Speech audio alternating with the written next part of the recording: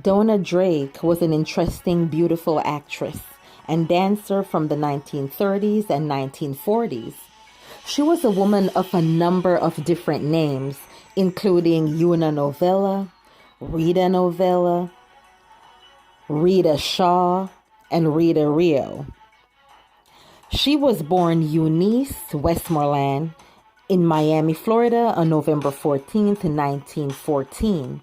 Her father was Joseph Andrew Westmoreland and her mother was Novella Smith Westmoreland. She also had 4 siblings.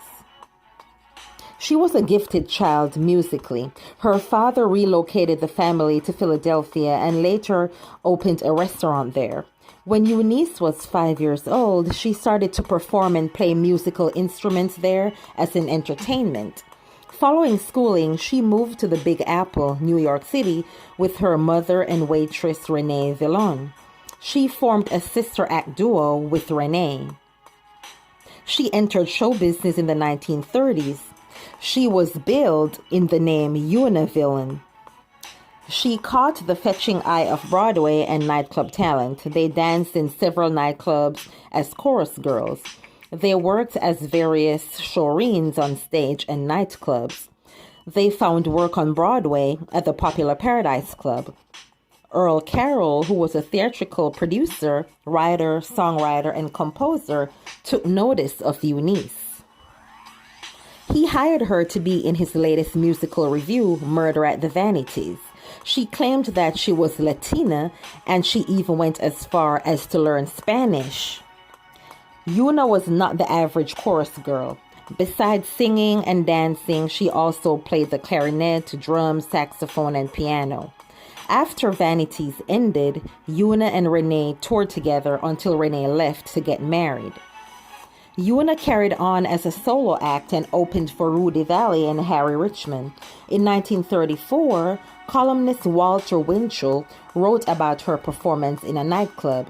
It said, Una Villain's torso shifting serves to synchronize the tempos instead of Barron's directing. This young lady directs the tutors with her wiggling. In 1935, Dona changed her name to Rita Rio to emphasize her ethnicity and to spice up her image even more when she earned that spot in Eddie Cantor's film Strike Me Pink in 1936. It did not lead to more film work, but it did enable her to form her own glitzy and glamorous all-girl band. Rita Rio and her Rhythm Girls, aka the Girlfriends, which toured successfully. She did a few short films on her own and 2-reelers, sang on the airwaves, and revved up her image signing on radio. Her good friend Dorothy Moore assisted in getting her signed up to Paramount, where the studio changed her name to Dona Drake and built up her Latino background by sending out studio resumes that she was christened Rita Novella, was of Mexican, Irish, and French descent, and born and raised in Mexico City, which is not true. Dona's first picture for the studio was in Dorothy Lamour vehicle Aloma of the South Seas in 1941. She teamed up with Bob Hope and did Louisiana Purchase in 1941, as well as An Arab Girl in the Comedy Road to Morocco in 1942 with Bob Hope and Bing Crosby. It is said that Bob Hope also had a serious crush on her. She settled with the stage name Dona Drake in the early 1940s. Her striking angular features and dark curly hair led her to being cast as an ethnic character such as a Latina, Middle Easterner, American Indian, or Gypsy.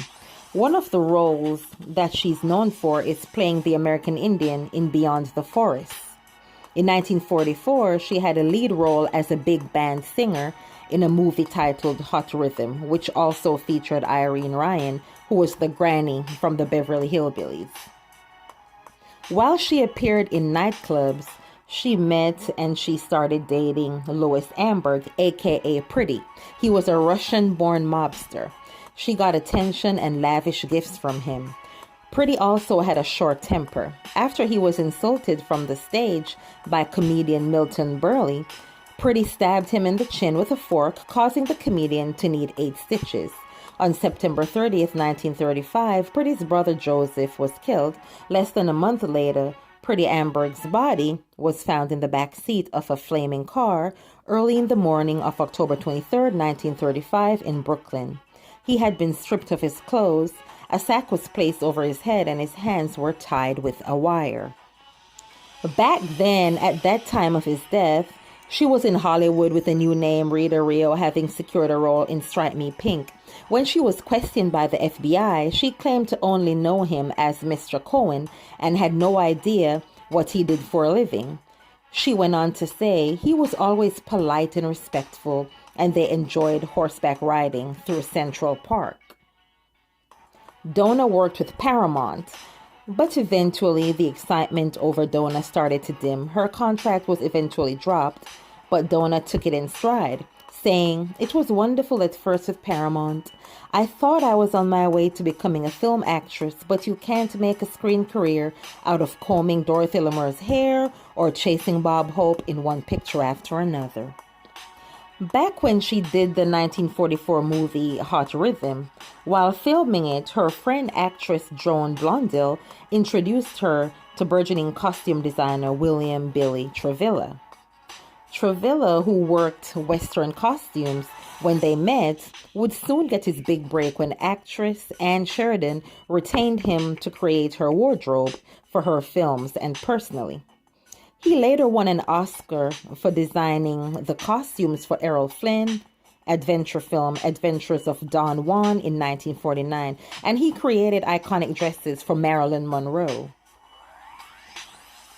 He later moved to television and he would win a couple of Emmys. Interestingly, after a 10-day courtship, Dona, Drake, and Travilla headed to Santa Monica City Hall and got married on August 19, 1944.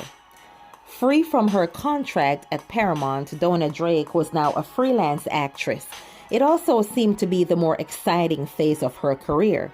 She had a supporting role with John Wayne and Claudette Colbert in the RKO comedy Without Reservations in 1946.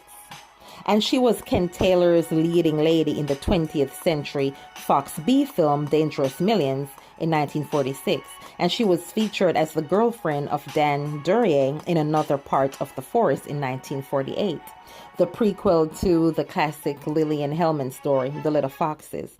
She scored the second female lead as the comic gold digger in MGM, So This Is New York in 1948, starring Harry Morgan and Rudy Vallée. This time she played a non-ethnic woman. Next came a supporting role as Betty Davis's Native American housekeeper for Warner Brothers, Beyond the Forest 1949, and the second lead as Eddie Braken's girlfriend in the comedy The Girl from Jones Beach in 1949, also starring Ronald Reagan and Virginia Mayo. Again, she played a Caucasian person. Her career was getting better while her personal life was stressful. Dona was diagnosed with a mild form of epilepsy and allegedly suffered emotional difficulties. I read that according to her husband, she was one of those actresses who found it hard to come home and step out of the character that she was playing all day. Who knows if the pressure of keeping her ethnic identity a secret from Hollywood didn't also play a part into her emotional issues. Her hiding that she was black, I can imagine that had to be stressful, hiding all this time that she was a black person. She had a daughter, Nia Travilla, in 1951, which she found joy in. After she took some time off for motherhood, she got back to work. She appeared in a small part in the classic film Kansas City, Confidential, in 1952. She had a role in the adventure film The Bandits of Corsica in 1953. Dona Drake now had a leading lady status. She played opposite Keith Larson in Son of Belle Star in 1953. She played opposite Rex Allen in Down Laredo Way in 1953. She went to television, appearing in Adventures of Superman in 1953 with George Reeves. In 1954, she appeared in The Princess of the Nile, starring Deborah Paget and Jeffrey Hunter. That was her final film appearance. After a few more television roles, Dona Drake retired from the entertainment industry. Allegedly, Dona Drake's emotional state began to worsen, and it was putting a strain on her marriage. In 1956, Dona and Travilla separated. However, they never ever got a divorce. They stayed on cordial terms for the sake of their daughter. Dona Drake also appeared in many of Travilla's fashion shows. They appeared together as a family on an episode of Groucho Marx, You Bet Your Life, in 1960. However, her suffering continued in 1967. She sent her daughter to live with Travilla, and she tried to get help for her epilepsy and mental health. It seemed that nothing was helping.